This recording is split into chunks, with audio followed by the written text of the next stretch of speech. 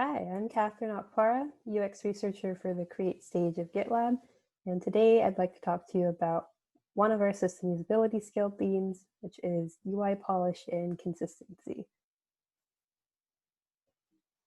The users often share that they'd like to see more polish and consistency in the UI, and there are various product behaviors that do not match user expectations, especially when they've transitioned to GitLab from competitor tools.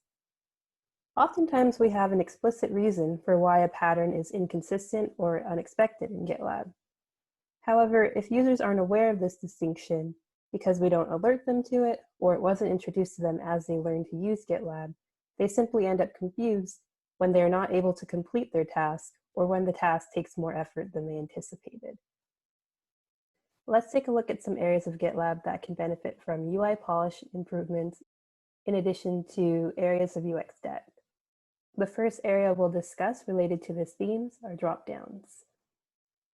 The first example of a dropdown area that can benefit from usability improvements would be the label assignment dropdown.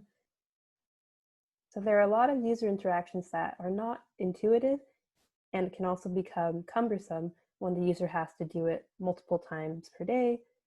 One example of that would be removing a label from an issue. So in order to remove a label from an issue, the user needs to click on this edit link, scroll down, see if they can find anything, decide to type in the label they'd like to remove. So in this case, I would put auto updated. So once you find the label in the search results, you need to click on it. And then you need to click away to remove the label. So this interaction requires quite a few clicks and steps to get to that final point of removing the label, which can be surprising if you come from other platforms where you're able to simply click on an X to make the label go away. So we do have an open proposal to improve this behavior by making changes to the interaction. So in this proposal, rather than going through the steps that I just demonstrated, a user can instead click on an X to remove the label that they no longer need in the issue. Another usability issue is the behavior of the Assignee dropdown. And so the problem here is that if you're searching for a particular user to assign this issue to, this menu will only start to show relevant results after you've typed a minimum of 3 characters. If I was looking to assign this issue to GitLab bot, I would have to type in GIT before I start to see some of the options of who I can assign it to. So this can be tedious or frustrating for relatively small teams where there may be only a few users that have names starting with a specific letter. Additionally, there's a lack of a visual cue that explains that a user needs to continue to type results in order to get the right person. So here it just says no matching results, which can be confusing if you're not as familiar with this interface. So if a user does not continue to type, it will appear as if no results are available. So we do have several open issues related to this point. It has been reported by multiple users. So this is an example of an area that can improve the experience just by providing more communication in the UI and also providing a less tedious experience for users who have specific people in mind. And the last example that I'd like to talk about are dropdowns that contain lists of groups and projects. So these dropdowns can be especially overwhelming in instances with a large number of groups and projects. And a problem that you might encounter is that you have to scroll through a long list of potentially related groups or projects that you don't really have any direct familiarity with before you can find the relevant one that you need. So an example of this is if you go down in the right sidebar and you click on Move Issue.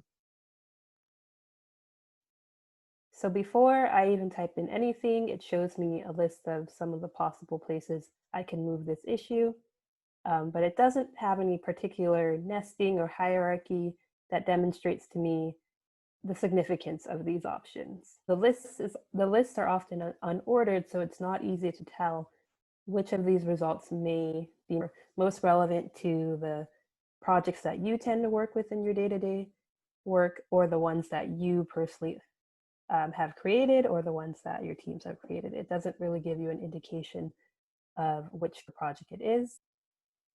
Another example of this pattern would be in the settings to transfer a project. And here it says you can only transfer the project to namespaces you manage, but it can be a bit unclear what it means to manage a namespace and how I relate to these groups that are being shown in this list. And another example of this is again in the settings. If you go to settings, general, merge requests approvals, and you try to click to add an approval rule, you can search for users or groups. And as you click into this dropdown, you're immediately met with a list of different groups that you could potentially select approvers from. However, they're not organized in a certain fashion, so it can be difficult to understand why these groups are being shown to you and whether these groups contain the people that you need. You are able to start searching for a certain group. So in this case, I want to search for senior developers because I know that I have a group named senior developers. But it took me typing out the whole name in order to get this group to pop up. And if you look previously, this group was nowhere to be found in the list. So there's a bit of a discrepancy between what is shown on the first click and what I am actually able to search for. So we have a proposal that is open to rethink the way groups and subgroups are shown in dropdowns as it relates to that project transfer setting. This is a good opportunity to discuss this interaction and improve this in other stages and areas of the product as well. So that wraps it up for this video on dropdowns. Thank you for your time, and I will see you in the next video.